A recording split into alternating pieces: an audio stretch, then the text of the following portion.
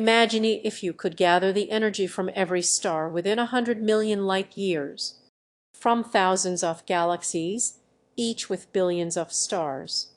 Imagine you could take this kind of power and use it to fire the biggest superweapon in the universe. Imagine the damage you could do. It turns out you don't need to imagine it. These exist, and they recalled gamma-ray bursts. But what are these cosmic snipers? And what happens if one takes a shot at Earth?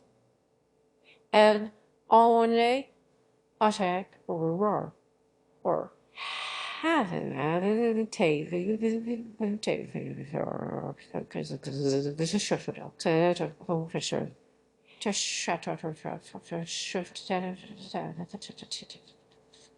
to understand gamma-ray bursts, we first have to understand gamma rays.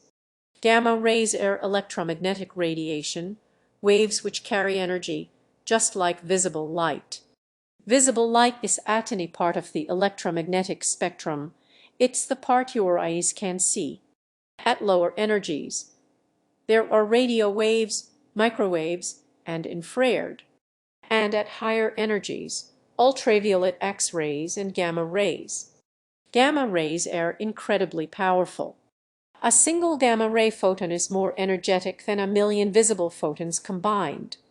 Their high energy makes gamma rays a form of ionizing radiation, meaning they are energetic enough to break apart atomic bombs. This makes them dangerous to you and me.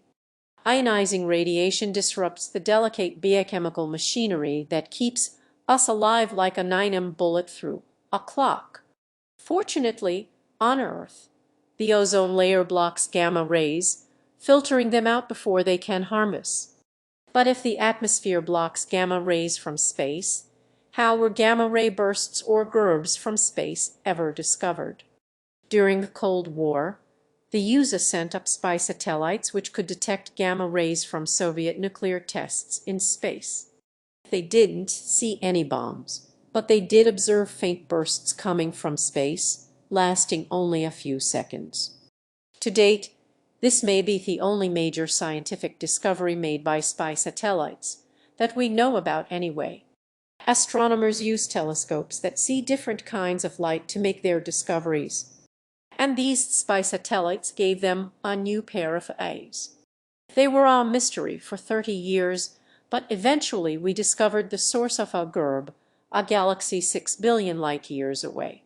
If a GURB can be seen from such a distance, then it must be incredibly energetic, releasing more energy in a second than the Sun will in its entire 10 billion-year lifetime, making GURBs the brightest events in the universe. So, where do they come from? GURBs accompany some of the most violent cataclysmic deaths in the universe and the birth of black holes. There are two types of gamma-ray bursts, short and long, and each has their own source. Long GURBs last about a minute, and scientists think they are produced by supernova, when the core of a massive star collapses to become a black hole. Short GURBs last a second, and are produced when two neutron stars in a binary merge. Over millions of years, their orbits decay by emitting gravitational waves.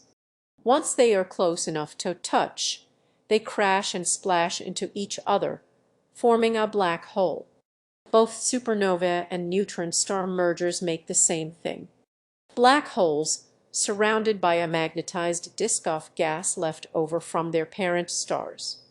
In these environments, the rotation winds up the magnetic field, which funnels hot jets of particles traveling at maybe the speed of light. The gas in this funnel creates two tight jets of high-energy gamma rays, like a celestial laser gun. So, unlike other cosmic explosions, which spread out and fade, GURBs stay focused and can be seen from much further. Any more detail would require too much mathematics for a YouTube video. The universe is full of these cosmic snipers, firing blindly and randomly into the dark, and they are hitting us all the time. On average, we detect one per day. Fortunately, most are harmless. All the bursts we have detected so far originated outside the Milky Way, too far away to hurt us. But a nearby GURB could be disastrous. If one goes off within a few light years of us, it would totally cook the surface of the Earth, or at least the half that's facing it. But even a more distant GURB could still end life on Earth, and it wouldn't need to score a headshot to kill us. If originating from a few thousand light years away, it would be 100 light years wide by the time it reaches us, washing over the solar system like a tidal wave. Again, the ozone layer protects us, but it's better equipped to handle the trickle of ultraviolet from the sun. A gamma-ray burst would overwhelm it, leaving us exposed to deadly solar radiation. Ozone takes years to replenish itself by natural processes, which is more than enough time for the sun to burn the Earth sterile, or at least to kill most complex life. In fact, this may have already happened. A GURB has been suggested as one possible cause of the Ordovician extinction 450 million years ago, that eradicated almost 85 of all marine species, although it's pretty much impossible to prove. Gamma-ray bursts could even be one reason we don't see life anywhere else in the universe. They might be wiping clean huge chunks of it on a regular basis. It's been suggested that because of GURBs, only 10 of all galaxies might be hospitable to life similar to us. So, are they going to kill us?